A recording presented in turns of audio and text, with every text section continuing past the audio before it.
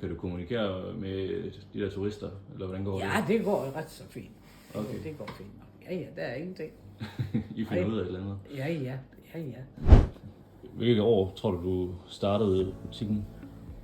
Jeg tror, det var, der startede i Nygade i Algade, jeg tror, det var i 64 måske. Nej, 84. 84? Ja, 84, ja.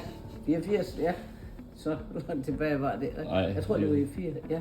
Hvad lavede du, inden du begyndte? Jamen, der har jeg serveret mig På hoteller. hoteller? Hotel, ja. Sådan nogle restauranter? Og Ja, og jeg har, og der har trives godt. Jeg har haft det godt med at være i det fag. Hvor var du henne? Jeg har været på Højskolehotellet herude. Den er jo lukket ned nu. Så har jeg været over på Væresø Hotel. Jeg har været på Danland. Var der nogle andre sådan, smørbrødssteder i Ringkøbing engang? Eller hvad var der? Nej, der var også noget, der hed Delikatessen. Den lå lige her overfor, hvor der var spillebule og sådan noget, de kunne spille. Men den der, jeg tror nok, den forretning, jeg havde der om, den var startet i 64.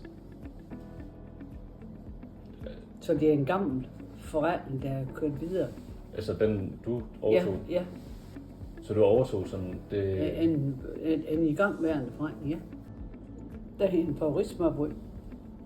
Og så synes jeg egentlig, at det var sjovt at kalde Maries madbutik. Det var sådan mere mig selv. Ja. Men havde du så nogle ansatte dengang? Ja da, og det var sjovt.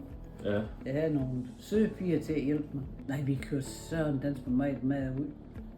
Og en af de gange derom, der stod vi og lavede, var det 1000 stykker smør. Nej, det passer vist det. Det var mange stykker, der skulle ud. Det var sådan nogle landmænd, der kom og skulle se på noget korn og der, og så lavede vi smørbrød derude. Ja.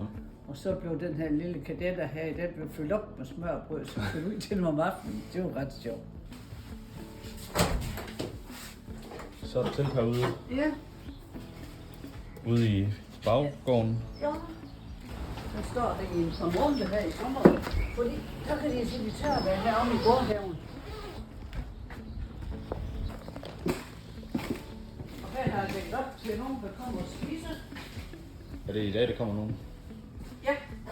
Hvad skal jeg så serveres? Der blev serveret smørbrød, assorteret. Assorteret. Ja. Og her kan man jo også holde en lille fest ude, hvis det skulle være. Sådan en lille en, hvor man dækker pænt op. Hvem er det, der kommer i aften? Er det nogle Det venner? er en gruppe, nogen jeg kender. Mm. Nej, det er bare nogen, der hvis de bor, og så skal de sidde herude. Ja. Det er så det, som de så kan... Pandekok. Ja.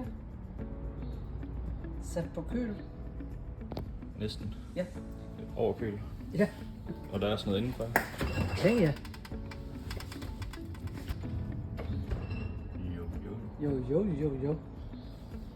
Lækkert. Og der går man så, for at komme herop foran, så skal man igennem sådan en smøg. Nu går vi så ud i stedet for ind og rundt. Vi kan også sidde herude og hygge sig.